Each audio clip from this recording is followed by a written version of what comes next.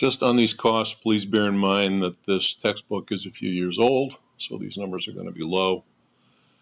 And in addition to just head personnel costs in terms of how expensive people's salaries are, you've also got the differentiator in the cost is what you're asking the people to do. Is it a long, involved script? Is it shorter? So that's another contributor to the variance in cost. Here are just in terms of an overview, some of the things you can do.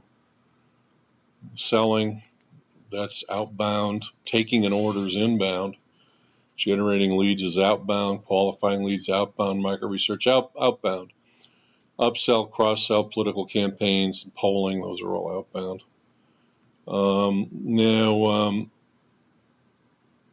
I want to talk a little bit about the phone company in the U.S. And we're starting here with Alexander Graham Bell, and there he is down there. I think he was born in Scotland. And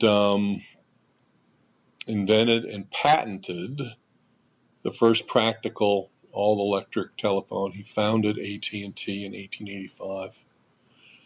It started out as Bell Telephone, I believe, however. Interestingly, he was really doing work in the area of speech for people who were deaf. Both his mother and his wife were deaf. So his research on hearing and speech, as you can see, he led him to experiment with hearing devices, which led to the patent for the telephone in 1876, 11 years after the end of the Civil War. This is an actor. This is the earliest telephone device. It's an actor playing Alexander Graham Bell. That's the first telephone that he invented.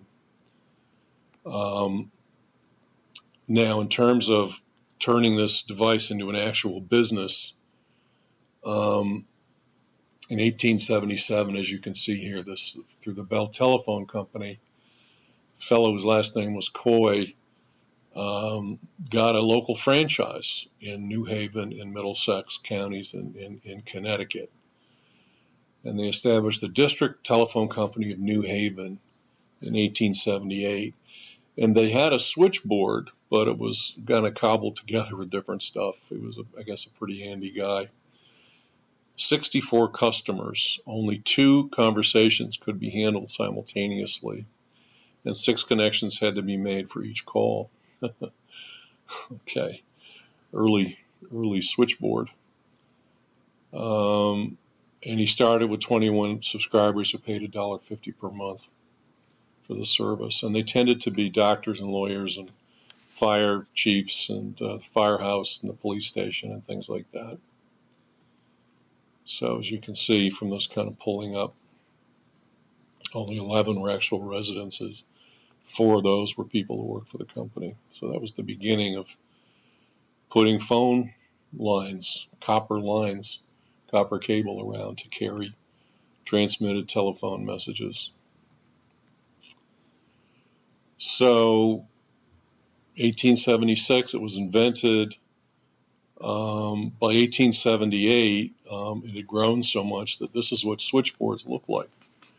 So you would dial into the switchboard and tell them what number you wanted, and then they would connect you to the person. You weren't actually dialing the phone or pushing any buttons.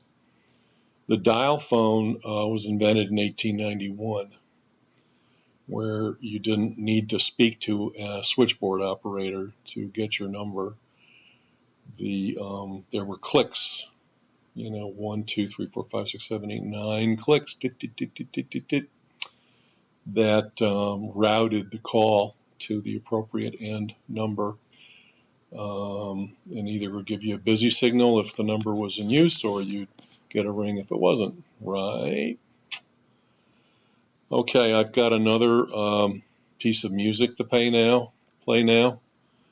The song is called Touch Tone Telephone, because that's the one that really started to do things for